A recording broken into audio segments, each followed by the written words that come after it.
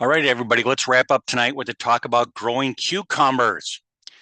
Cucumbers, one of the most popular vegetables in North Dakota gardens, and I'm here tonight to help you have a bumper crop this year.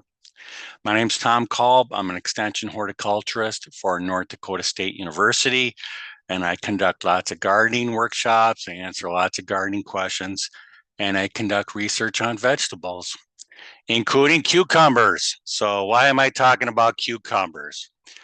I have to tell you, my childhood was surrounded by growing cucumbers. My parents had 11 children.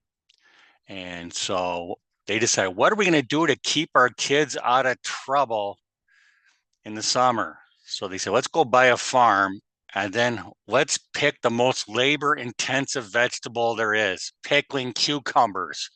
So we had over 3 acres of pickling cucumbers that I grew every summer, and that was a lot of work. I spent so much time every summer moving through the vines, searching for those little cucumbers that actually my hand stretched like those old Gumby dolls. I didn't know that, but the priest at our church said he could always tell when the Kalb family came up for communion, because when we went for the communion, he noticed our hands were wider than everybody else at church. And that's because we spent so much time picking pickles. And we were the #1 cucumber salesman at the Minneapolis Farmers Market. Those are good times and hard times. And let's talk about cucumbers from North Dakota. The European settlers over 100 years ago brought lots of vegetables to North Dakota, including cucumbers, and the Germans, they brought their cabbage. Some of the vegetables people liked, but some didn't. Like this Icelandic settler said, I did not come to America to eat sauerkraut grass. However, the European settlers, they all loved cucumbers. They did a survey 100 years ago, and the #1 crop grown in gardens was the cucumber. Very popular in North Dakota, and it's still very popular today. When I select cucumber varieties, and the first step to a great crop is to pick a great variety, okay? When I look to select varieties, I want something that matures early. I want it to taste great. I want it to resist diseases like powdery mildew. I want the variety to be productive, and I want it to grow well here in North Dakota. Let me get my pointer going here. So you can go to the garden center and you can select among, maybe they got 10 varieties. But the problem is when you limit yourself to a garden center, to a single garden center, a lot of these varieties they're older than I am. That's how old they are. And like a lot of them are not hybrids. A lot of them do not resist diseases.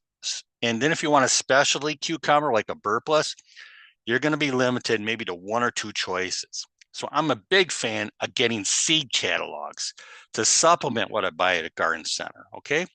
Seed catalogs, I can see 100 varieties of cucumbers that I can select from. And tonight, if I can tell you, get one seed catalog, get the seed catalog from Johnny's Selected Seeds in Maine. And you buy your seeds where you want, that's fine. But get the Johnny's catalog. You can order it tonight for free because it has so much great information in it. Like here in the cucumbers, you can see at the bottom, they've got all the information you need about how to be successful. Here's how long it takes. Here's how you can transplant it. Here you can sow it in the field. Here's the bugs. Here's the diseases. Here's how you harvest. It does this for every crop. It's got great information for you. I always keep the Johnny's catalog at my side this time of year. Also, I encourage you to participate in the home garden variety trials. What's the best way to find the best variety for North Dakota? It's to test the varieties in the gardens of North Dakota. And I work with over 300 families every year testing promising cucumber and other vegetable varieties. You see our website there below. You can request our catalog. You're going to be shipping the catalogs out in a week. Everybody's welcome to participate. You can see last year we got results from 365 families in North Dakota and nearby states. Everybody can join. It's lots of fun. And from that comes one of the handouts for tonight, and that's the list of vegetable cultivars for North Dakota.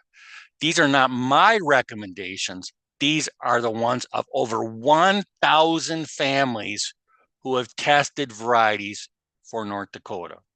And we do got a section group on cucumbers, and I want to highlight just a few of the best ones.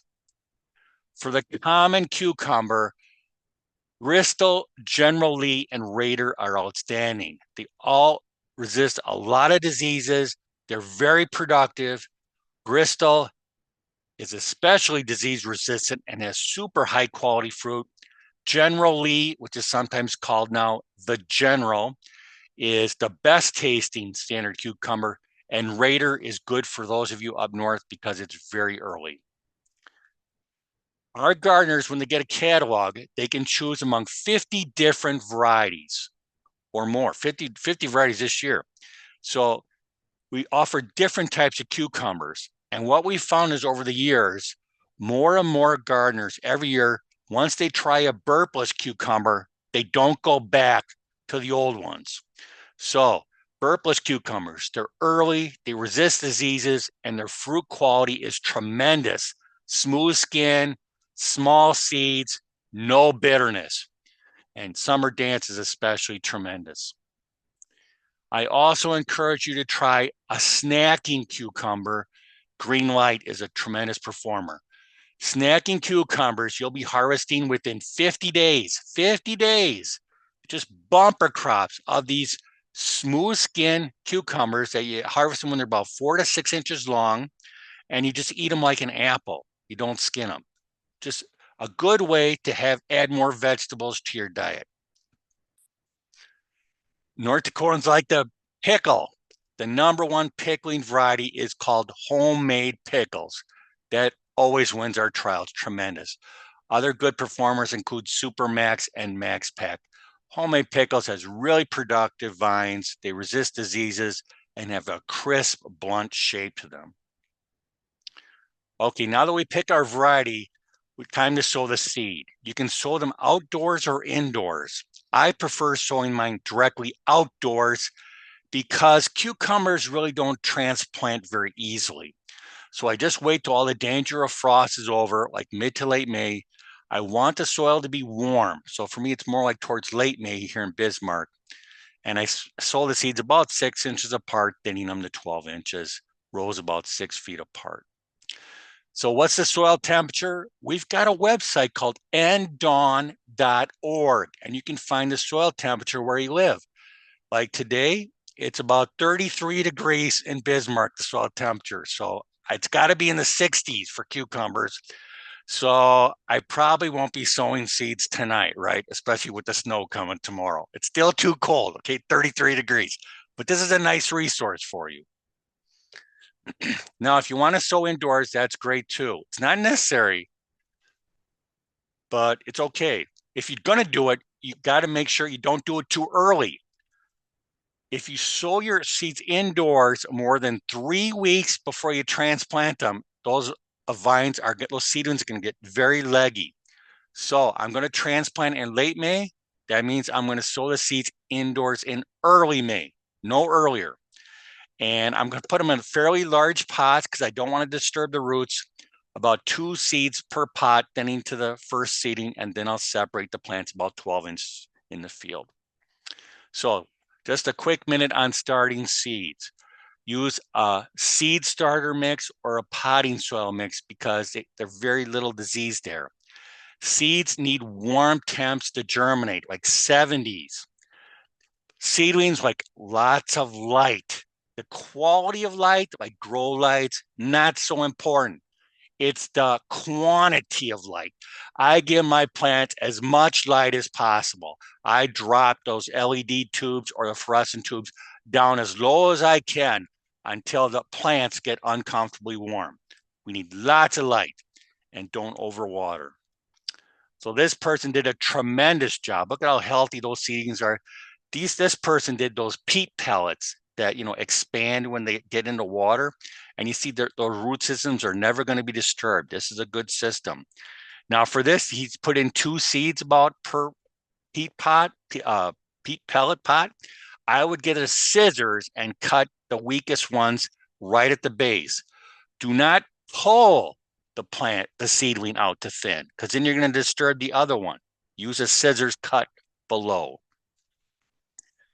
This person is a disaster. These guys are going to die. I can see in my crystal ball, this is death in a week. So how do I know that? First of all, these plants are so leggy and they're all leaning over to the side. They're looking for a window. They need more light. And I see how wet it is. These guys are going to be dead in a week. So don't do that. Once I get my seedlings started, or once I decide to plant outdoors, I want to plant my cucumbers in the sunniest area, 8 hours of full sun. And they work well in raised beds too. Let's talk 1 minute about raised beds. Raised beds look attractive. Like, look how beautiful this is. Raised beds, I don't have to bend down so more to pick those cucumbers. Thank gosh for that. My back was so sore as a kid. Raised beds, the soil does not get compacted. They got great drainage. It warms up quickly and they have fewer weeds. I'm a big fan of pressure-treated lumber. In the old days, pressure-treated lumber had arsenic and people freaked out about it. So the lumber companies, they said, even though the arsenic was technically safe, let's just toss it out because of all the bad press. And instead, we're going to juice it up with extra copper. So the ACQ lumber that is widely used in gardening today has no toxic chemicals in it. No toxic chemicals, just extra copper. Raised bed space is precious. So you may want to think vertical and have like a way that the plants get trellised up. And here's like chicken wire, or here's a nice cattle panel. Provide good support, and those squiggly tendrils will just crawl the vine up there. I include this picture to show you the value. This is a raised bed too, actually. It just doesn't have wood on the sides to support it. But the big thing here is cucumbers love heat, and you will generate the most heat with clear plastic mulching, okay? Just like a little greenhouse effect. And you can see here, look at this. This will define, it's already blooming, while the one right next to it without the clear plastic, it's 2 weeks behind already. That's because of the heat generated by the clear plastic mulch. The one drawback about clear plastic mulch is weed seeds will germinate underneath it. So if you get a weedy garden bed, I would use black plastic mulch and put that tight over the soil, and the black plastic will transfer the heat down to the soil. Okay, plastic mulch is great for cukes.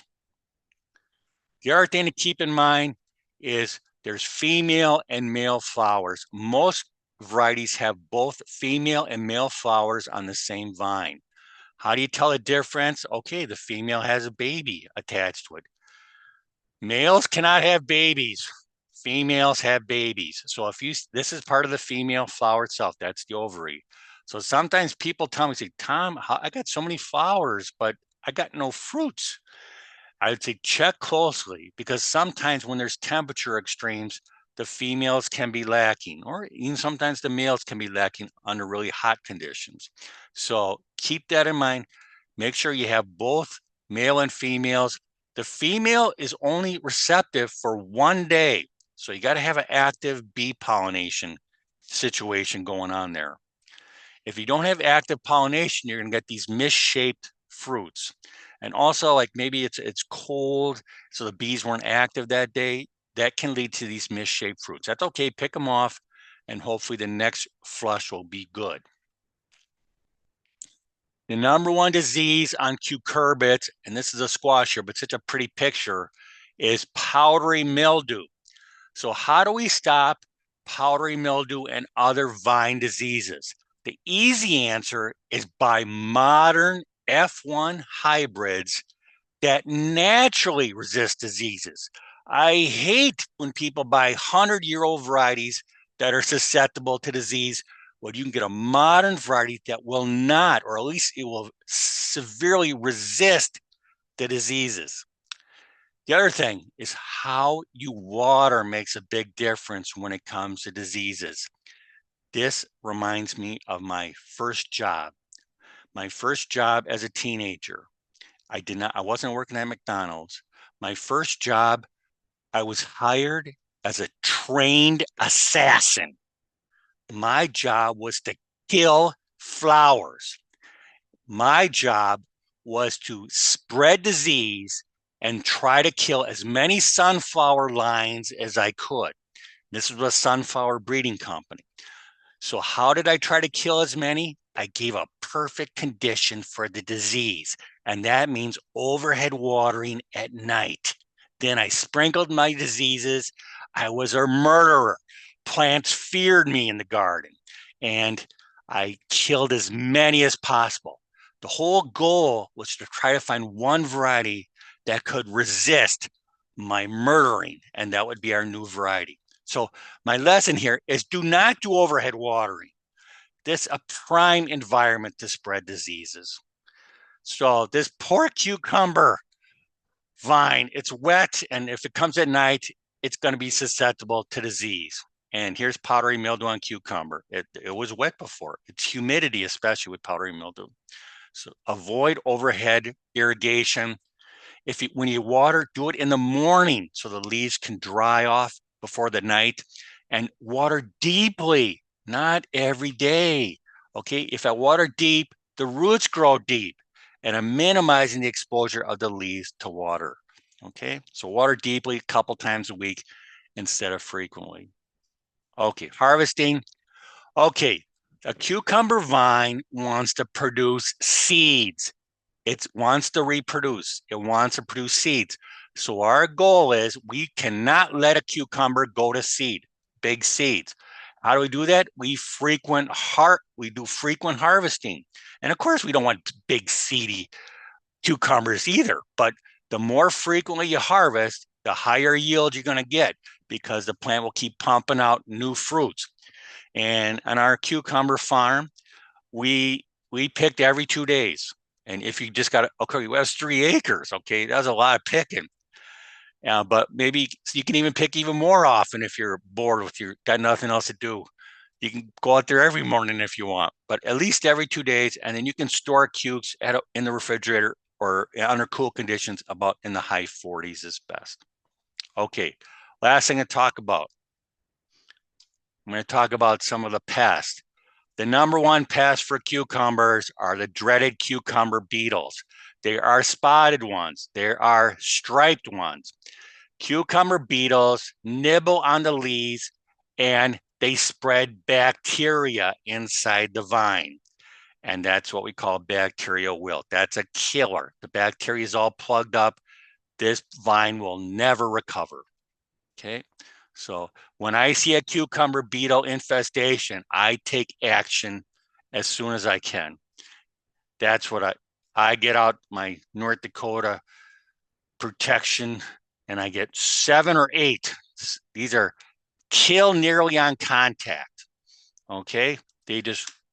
I got the problem solved. Usually one spray per year is what we did in our family, and we would have good control against those cucumber beetles. But now, if the plants are blooming, you got to be careful. The 7 and 8, they're synthetic chemicals, and bees are very sensitive. So you can only spray in the evening hours when the bees are not active. Okay. And then limit your sprays. I try to limit myself to no more than once per year. If you want to, there's natural insecticides that are safer for humans and can also get the job done. Now, what's your approach to protect your crop? How do you feel about your enemy? Do you like to kill it right away and like watch die before your eyes? Does that feel good? Sometimes that makes me feel good. I can just see the bug die right before my eyes. It's revenge. Pyrethrin will kill very quickly. It will paralyze that bug right away. And a good thing about pyrethrin is it breaks down in one day. So I spray in the evening and then it will break down in sunlight the next day. So I'm not going to harm bees. So that's a good one if my plants are blooming, and that's a pretty quick death.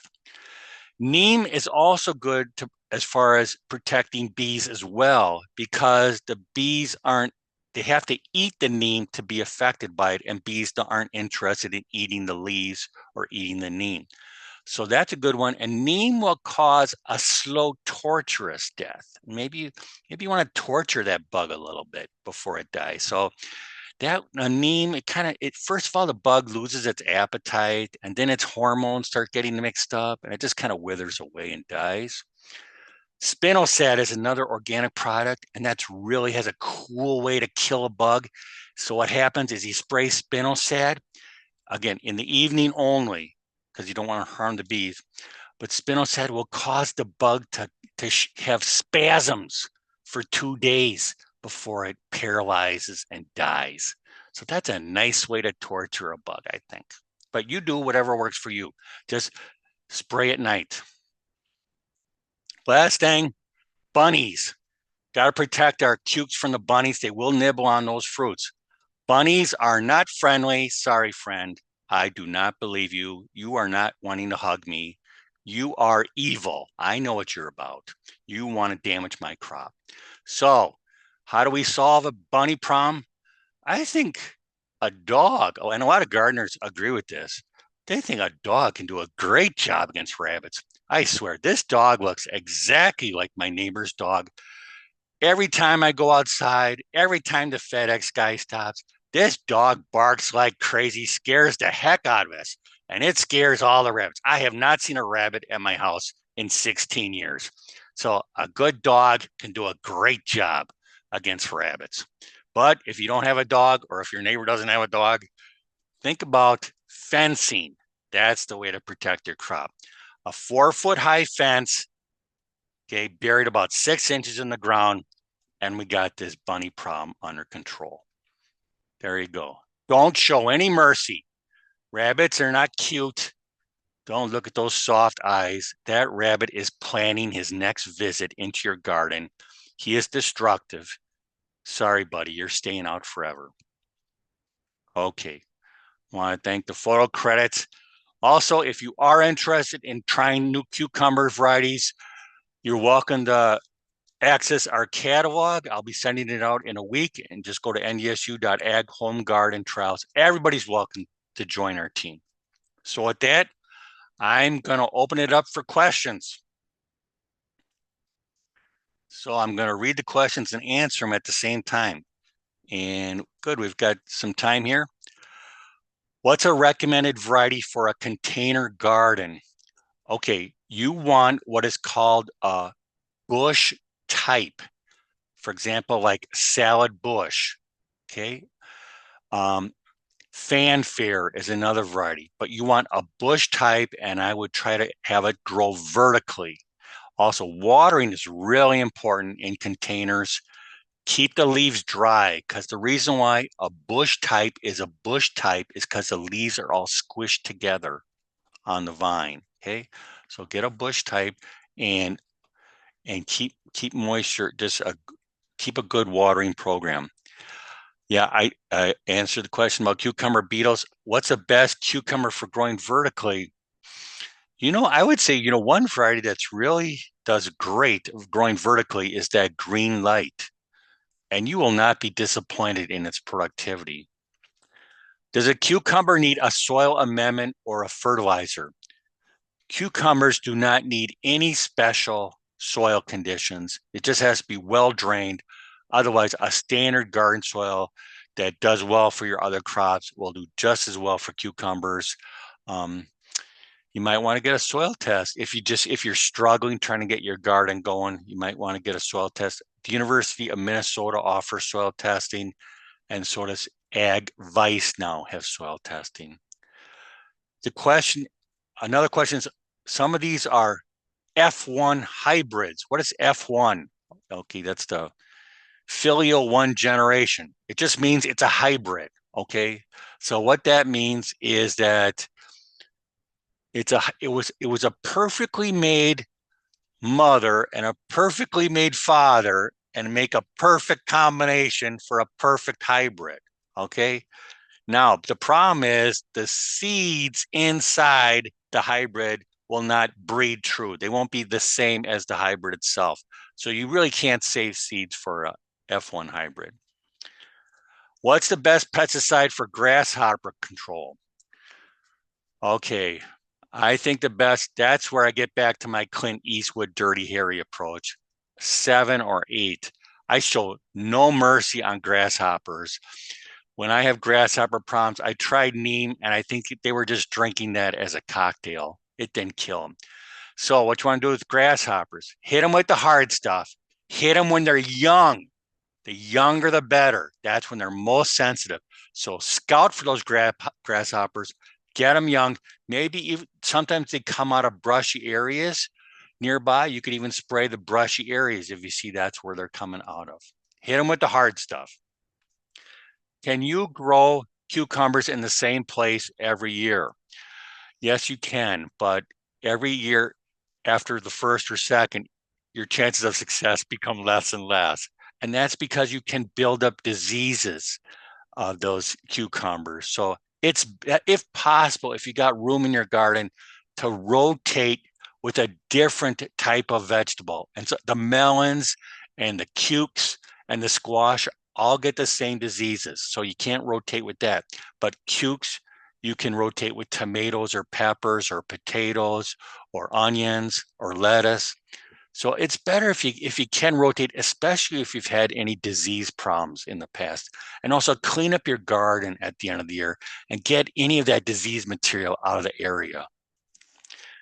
Will spraying at night prevent butterflies from being killed? Well, we're going to find that out in a couple of weeks. Jan Canola is going to talk to us about night flying moths.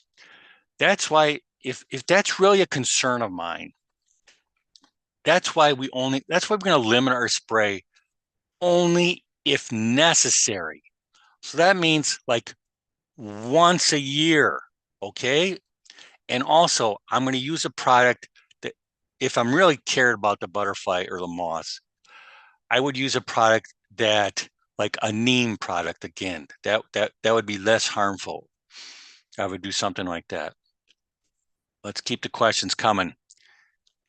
If cucumbers get a disease, can you trim those dead or decaying vines off? If it's a fungus disease like that powdery mildew, or there's other ones with brown spots like downy mildew, you can trim off those leaves and get them out of the area. And then I would really reassess my watering practices, and then maybe start a preventative disease control program, like with copper or sulfur, or there's synthetic products commonly available like chlorothalonil. So, but yeah, you can trim it off. That's why you got to spend time in your garden and take action as soon as possible. Next question. How many acres of cucumbers should you plant if you only have 2 kids? First, I would say, how much do you love your children? Because I mean, those are good times, but hard times, I gotta say. So how about just a 20-foot row? That's what I would recommend. How many, or I don't know, maybe you can mechanize harvesting now. Go that. How ambitious are your kids? Because you can make money. You can make money on pickling cucumbers because nobody else wants to grow them. It's too much work. So my kids, I couldn't get them in the garden for more than, if I got 20 minutes out of my kids, I consider that a success. Okay, have our trials had success with small baseball-sized cucumbers? The baseball-sized cucumbers, that would be a lemon cucumber. They're yellow, and some people say they're citrusy. I don't know if that's really true. I think it's your imagination, but they are not bitter, and they're good for pickling. So that's a specialty type lemon. I haven't tested that because it's not a popular, and there's nothing to compare it. It's like a one of a kind. Okay. Do you need to thin cukes? Well, it depends how thick you sowed them to begin with.